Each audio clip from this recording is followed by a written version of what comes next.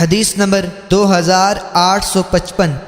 حضرت ابو موسا رضی اللہ تعالی عنہ فرماتے ہیں، میں رسول اللہ صلی اللہ علیہ وسلم کی خدمت میں حاضر ہوا اور آپ بطحا میں اونٹوں کو بٹھائے ہوئے تھے۔ آپ نے پوچھا، تم نے کس نیت سے احرام باندھا ہے؟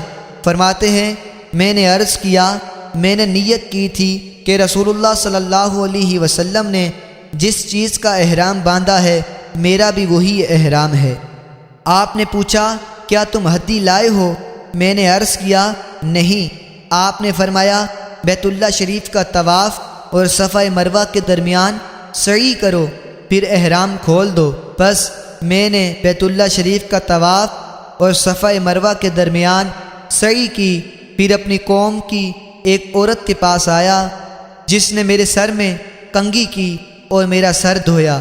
میں حضرت ابو بکر صدیق رضی اللہ تعالی عنہ کے دور حکومت اور حضرت فاروق اعظم رضی اللہ تعالی عنہ کے دور حکومت میں لوگوں کو اسی بات کا فتویٰ دیتا تھا۔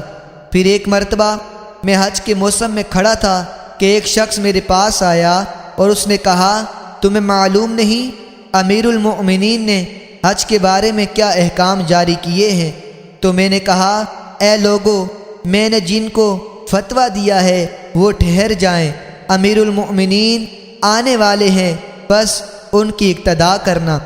جب وہ تشریف لائے تو میں نے عرض کیا، اے امیر المؤمنین، آپ نے احکام حج کے سلسلے میں کیا نیا حکم جاری فرمایا ہے؟